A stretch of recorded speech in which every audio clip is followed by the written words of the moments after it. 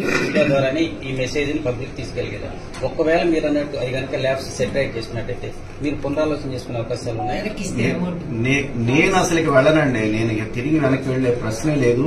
ఎందుకంటే ఏమండి 125 కోట్ల రూపాయలు నిధులు కూడా పైసా లంచం లేకుండా కాంట్రాక్టర్లతో పనిచేయించే వాళ్ళని. అందులో కూడా గమనించండి, నేను అందరినీ కోరుకునేది ఒకటే, రాజకీయాల్లో ఉండే మనము ఒక పార్టీలో ఉన్నప్పుడు ఇంకో పార్టీని ఓడించాలని చెప్పేసి అనుకుంటాం. మనం అలా అనుకున్నప్పుడు ఖచ్చితంగా వైఎస్ఆర్ కాంగ్రెస్ పార్టీ కొన్ని సిద్ధాంతాలతో ఉండాలి.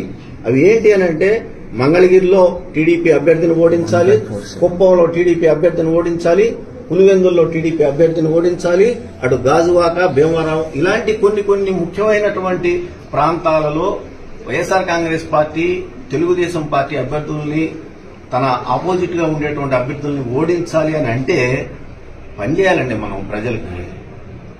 ఆయా నియోజకవర్గాల్లో ఉన్నటువంటి వైఎస్ఆర్ కాంగ్రెస్ పార్టీ అభ్యర్థుల్ని కాపాడుకోవాలి. ఆ ప్రజలకి దగ్గరగా, అతి దగ్గరగా వెళ్ళేటటువంటి వాళ్ళకి అండగా నిలబడాలి. అలాంటి పరిస్థితులు లేవు కాబట్టే ఇక్కడ నిధులు ఇవ్వలేదని అంటా నేను. అలా నిధులు ఇచ్చుంటే మీరే చూశారండి, ఇక్కడున్న మీరందరూ ఇప్పుడు నన్ను ప్రశ్నలు అడుగుతున్నా మీరందరూ కూడా మంగళగిరి వాసులే. నేను అందుకే ఇందాకన్నా 30-40 సంవత్సరాలు 50 సంవత్సరాల నుంచి లేనటువంటి అభివృద్ధిని 4.5 సంవత్సరాల కాలంలో నేను చేసి చూపించాను. నేను అందుకే అడుగుతున్నా, అటు వైఎస్ఆర్ కాంగ్రెస్ పార్టీ వాళ్ళని కానివ్వండి, టీడీపీ వాళ్ళని కానివ్వండి, వెళ్ళి చూడమనండి. నేను ఓపెన్ గా చెబుతున్నాను, ఏ బజార్కి వెళ్తారో, ఏ వీధికి వెళ్తారో, ఏ పేటకి వెళ్తారో, ఏ ఏరియాకి వెళ్తారో, నాడెలా ఉంది, నేడెలా ఉంది చెక్ చేసుకోమనండి. ఎంత పని చేశాము, దానికి ఏమైనా నిధులు ఇచ్చారో అని కూడా చెక్ చేసుకోమని కూడా అడుగుతా ఉన్నా. ఎన్ని బాకీలు ఉన్నాము, ఎన్ని ఇబ్బందులు పడతా పనిచేశాము, ఇన్ని చేసినా కూడా నిధులు ఇవ్వలేకపోతే మళ్ళా తిరిగి ఆ జగనన్న బాటలో నడవాలి అని చెప్పేసి నేను నిశ్చయించుకొని తిరిగి రావటం జరిగింది. మనందరికీ తెలిసిందే, రాజశేఖర రెడ్డి గారి బాటలో నడుస్తున్నటువంటి జగన్మోహన్ రెడ్డి గారు ఇంకొక 20-30 సంవత్సరాల పాటు ఈ రాష్ట్రానికి ముఖ్యమంత్రిగా నిలబడగలిగితే, ప్రజలందరూ కూడా అండగా ఉంటే, పేదవాడు వాళ్ళ జీవితాలు పూర్తి స్థాయిలో ఉన్నత స్థితికి వెళ్తాయి అని చెప్పేసి ఇవాళ జగన్మోహన్ రెడ్డి గారు చేస్తున్నటువంటి పరిపాలన రుజువు అవుతా ఉంది అనే సంగతి మనందరం కూడా చూస్తూ ఉన్నాం. వైనాట్ 175లో నేను కూడా భాగస్వామిని కావాలని, అదేవిధంగా 25కి 25 పార్లమెంటు స్థానాలు కూడా తిరిగి వైఎస్ఆర్ కాంగ్రెస్ పార్టీ కైవసం కావటానికి నా వంతు కృషిగా నేను పనిచేస్తూ ఇవాళ జగన్మోహన్ రెడ్డి గారికి చాలా స్పష్టంగా చెప్పుకోవడం జరిగింది. 2014 నుంచి 2024 వరకు కూడా 2 సార్లు నాకు ఆయన మంగళగిరి శాసనసభ్యుడిగా అవకాశం కల్పించినందుకు ఆయనకి ధన్యవాదాలు తెలియజేస్తూ, అన్నా మీరు ఏ అభ్యర్థిని మంగళగిరిలో మీరు ఇచ్చినా కూడా ఆ అభ్యర్థి విజయానికి పూర్తి స్థాయిగా అన్కండిషనల్గా నేను పనిచేసి ఖచ్చితంగా తిరిగి 3వసారి మంగళగిరిలో వైఎస్ఆర్ కాంగ్రెస్ పార్టీ గెలుపుకి నేను పనిచేస్తానని చెప్పి చెప్పడం జరిగింది. ఇటువంటి పరిస్థితుల్లో ఇక నుంచి అన్నకి నేను చెప్పడం కూడా జరిగింది, పేదవాడికి ఏ విధంగా అయితే ఈ రోజున జరుగుతున్న అదే ప్రతిపక్షాలన్నీ కూడా చూసాం. 2009లో రాజశేఖర రెడ్డి గారి మీద ప్రతిపక్షాలన్నీ కూడా ఏకమయ్యి ఏ విధంగా అయితే మరి రాజకీయంగా వచ్చినాయో, ఆ రోజున ప్రజలందరూ కూడా రాజశేఖర రెడ్డి గారికి అండగా నిలబడ్డారు. అలాంటి పరిస్థితి మళ్ళా తిరిగి ఈ రోజున వస్తూ ఉంది.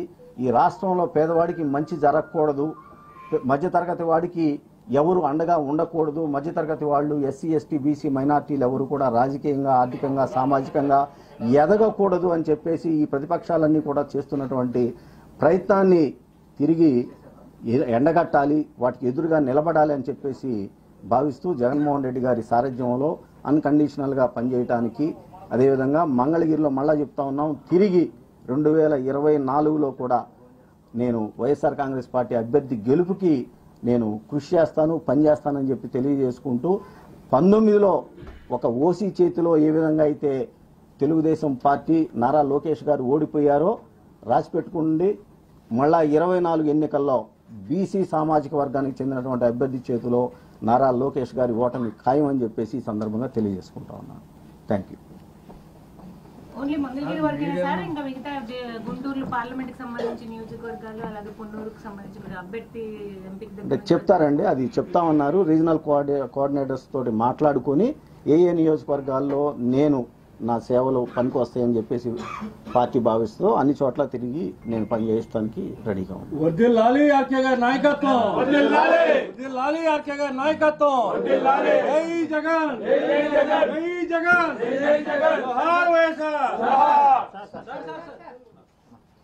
గతంలో కొన్ని కామెంట్స్ కూడా చేశారు, వాటికి సంబంధించి అదే కట్టుబడి ఉంటారా లేదంటే దానికి సంబంధించి అంటే ఎటువంటి వ్యాఖ్యలు అంటే అభివృద్ధికి సంబంధించి లేదంటే మంగళగిరి అభివృద్ధికి సంబంధించి జగన్మోహన్ రెడ్డి గారు అధికారులను ఆదేశించి ఆ పనులన్నీ కూడా చేయడం జరిగింది. ఉదాహరణకి గతంలో చంద్రబాబు నాయుడు గారు ముఖ్యమంత్రిగా ఉన్నప్పుడు ఏదైతే బలవంతపు భూసేకరణకి మంగళగిరి రూరల్ అదేవిధంగా తాడేపల్లి రూరల్ మండలాల్లో బలవంతపు ల్యాండ్ ఎక్విజిషన్ కి నోటిఫికేషన్ ఇచ్చారో దాన్ని రద్దు చేస్తాము అని చెప్పి చెప్పడం జరిగింది. ఆ విధంగా ఆల్రెడీ పని సిఆర్డీఏ వాళ్ళు గుంటూరు కలెక్టర్ గారు కూడా పనిచేయడం జరిగింది. అది తుది దశకి చేరుకుంది.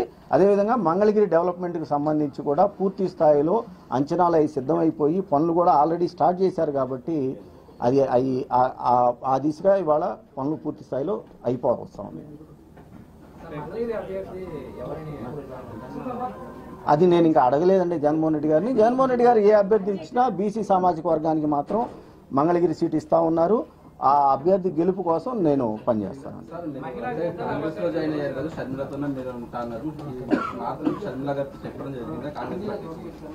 నేను చెప్పలేదు, అదే ఇందాకన్నానండి. 2009లో రాజశేఖర రెడ్డి గారిని ఓడించడానికి అప్పుడు ఉమ్మడి రాష్ట్రంలో ఉన్నటువంటి పార్టీలన్నీ కూడా ఎలా ఏకమైపోయినాయో ఇవాళ తిరిగి జగన్మోహన్ రెడ్డి గారిని ఓడించడానికి ఈ రాష్ట్రంలో ఉన్నటువంటి పార్టీలన్నీ కూడా ఏకమైనవి.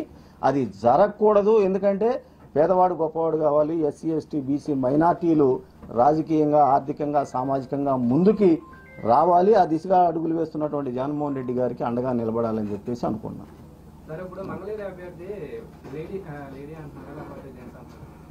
అది నాకు తెలియదండి. అదే అన్నాం, జగన్మోహన్ రెడ్డి గారు వైఎస్ఆర్ కాంగ్రెస్ పార్టీ ఎవరికి మంగళగిరి సీట్ ఇచ్చినా కూడా బీసీ సామాజిక వర్గానికి సంబంధించి వాళ్ళ గెలుపు కోసం 100కి 100% పనిచేస్తాము.